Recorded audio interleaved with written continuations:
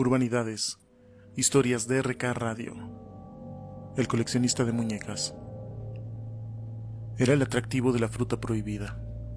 Así se refería en 2008 el historiador ruso Anatoly Moskvin sobre la prohibición del estudio de las implicaciones ocultistas de la esvástica durante el gobierno de la URSS del siglo XX. En su texto, La cruz sin víctima, Moskvin celebraba la aparición y renacimiento de las sociedades ocultistas durante la década de los 90. Este tiempo ha pasado afortunadamente para bien, y ningún tema de investigación tiene restricciones ahora, comentaba. El experto comenzó a granjearse a principios de los años 2000 una alta notoriedad de la localidad de Nizhny Novgorod, donde comenzó a desarrollar actividades relacionadas con el estudio de los cementerios municipales. Junto a colegas de profesión, Moskvin empleó elementos estadísticos y de estudio sobre las causas de las muertes de las personas enterradas en la región, con el objetivo de extraer una mayoría sobre las causas del fallecimiento de los cuerpos. Así, pasó a denominarse a sí mismo como un necropólogo, una pintoresca rama bautizada por Moskvin y que estaba intrínsecamente relacionada con las aficiones ocultistas del propio historiador. Anatoly se especializó en el estudio de la cultura celta, así como estuvo relacionado con el conocido comúnmente como luciferismo gnóstico. Se trata de un movimiento que concibe a Lucifer separado de la figura de Satán, y más como una suerte de Prometeo, portador de luz, que del mismísimo ángel caído. Así, su posición parecía estar más próxima, si cabe, al ocultismo libertario, una corriente de pensamiento que aboga por la búsqueda sin paliativos del conocimiento, más allá de tabúes morales o de convenciones sociales. Así, la intención de Moskvin era adquirir el conocimiento a través de los propios muertos.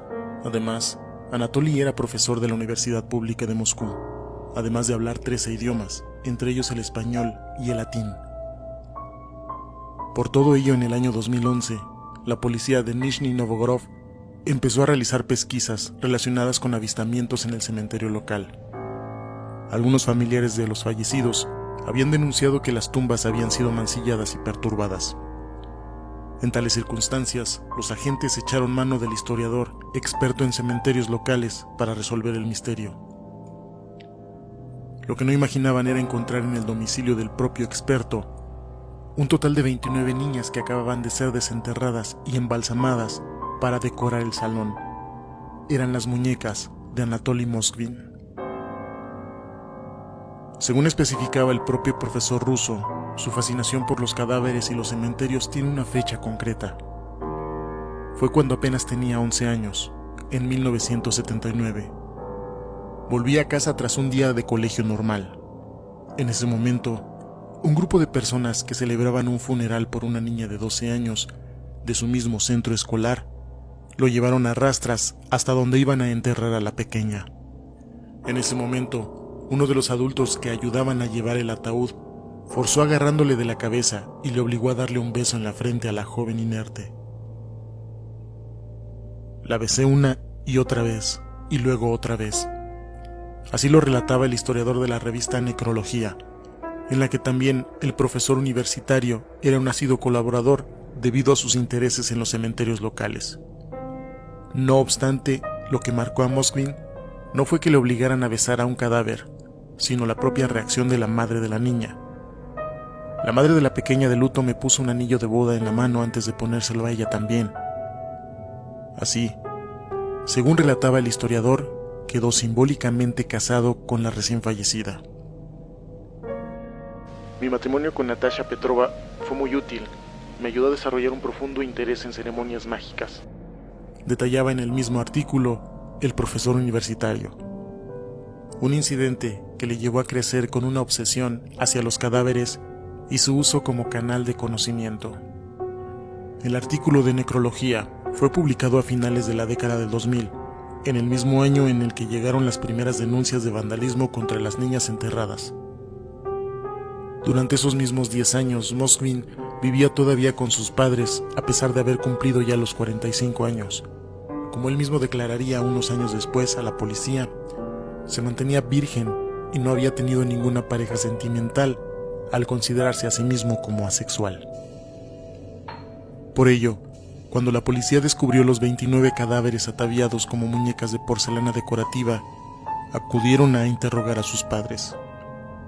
Estos, tanto durante el interrogatorio como en el juicio, alegaron que desconocían el origen macabro de las figuras siniestras que poblaban el salón familiar. Alegaban que siempre habían visto la obsesión de su hijo por las muñecas como un hobby repentino y extraño, fruto de una personalidad ya de por sí bizarra, y al que no dieron más importancia. Pero, ¿cómo logró Moskvin apropiarse de los cadáveres y disfrazarlos dentro del mismo domicilio de sus padres? Según explica el propio detenido, estos se marchaban cada mes de agosto a una casa de verano a pasar las vacaciones, dejando a Anatoly solo en el piso. Un mes en el que el experto en cementerios aprovechaba para desenterrar las tumbas y apropiarse de los cuerpos. Veíamos las muñecas y ni pudimos sospechar que dentro había cuerpos, aseguraba la madre de Anatoly, Elvira, de 76 años. Creíamos que era un hobby hacer muñecas tan grandes y no vimos nada malo en ello. Haciendo uso de sus conocimientos históricos, Anatoly momificaba los cadáveres antes de maquillarlos y hacerlos pasar por decoración para el departamento. Posteriormente los vestía con ropas de traje infantil, medidas y botas altas para dar la sensación visual de que en realidad son muñecas. Además, alguna de ellas las maquillaba con pintura de labios rojos, que empleaba en la mayoría de ellas. No obstante, había un detalle más allá de lo que podía verse a simple vista que a Moskvin le gustaba esconder dentro de sus compañeras. Una caja de música oculta detrás de las costillas. Incluso el historiador llegó a organizar supuestas fiestas de té con las muñecas, a las que colgaba en posiciones que recordaban a las de un niño jugando, como la de un gateo. Tal y como después relataría a la policía, su intención nunca era mantener relaciones sexuales con ellas, sino que su intención era, como él mismo confesaba, cuidar de ellas mientras la ciencia avanzaba lo suficiente como para devolverles la vida. Según las crónicas de los diarios rusos locales, el historiador había intentado en alguna ocasión adoptar a una hija, pero su condición de soltero habría jugado en su contra. Así los agentes encontraron, además de la treintena de cadáveres, pruebas de que Moskvin había atacado al menos 150 tumbas. Todos los cadáveres tenían entre 3 y 15 años, y junto a ellos había documentos informativos relativos a la resurrección de personas, así como archivos sobre la identidad de las fallecidas, con fotografías y videos que el propio Moskvin había hecho dentro de su hogar. El cuerpo que más tiempo habría pasado dentro del piso de las muñecas habría sido el de la pequeña Olga Chardimova, que falleció en 2002 y a la que, al poco de su entierro, había sido raptada por el profesor universitario. Cuando apenas tenía 10 años, la pequeña Olga le anunció a su madre una importante decisión. Ya era lo suficiente mayor como para cruzar la calle, pero su inocencia le costó la vida. Un drogadicto la llevó a rastras hasta su casa, en el mismo edificio, para robarle los pendientes. La resistencia de la niña provocó que le golpearan la cabeza con una barra de metal. La pequeña Olga pasó los siguientes 9 años en casa de Anatoly, vestida como una muñeca de porcelana.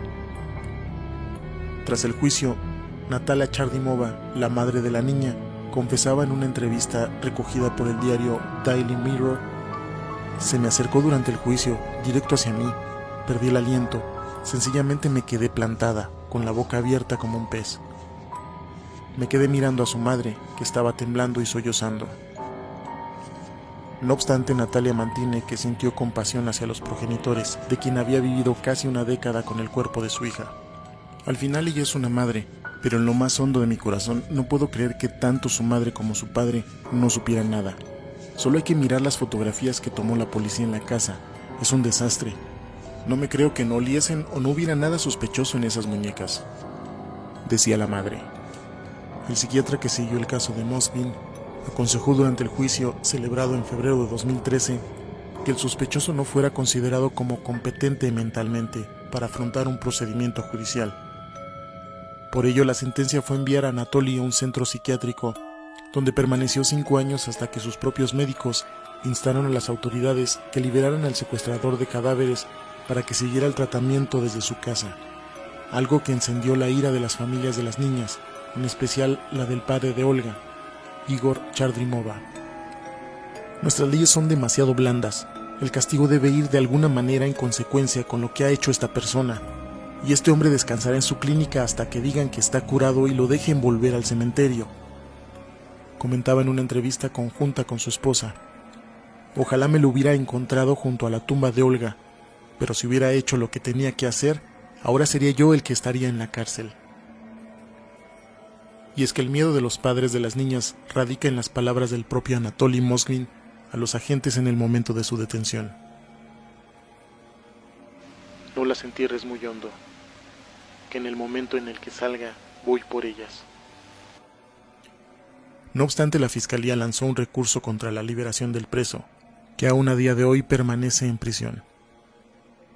Pero más escalofriante, si cabe, es la justificación del propio especialista durante el juicio, en el que señalaba a los padres como los culpables por no querer resucitar a sus propias hijas. Abandonaron a sus hijas, y yo las he traído a casa y les he dado calor. Urbanidades, historias de RK Radio.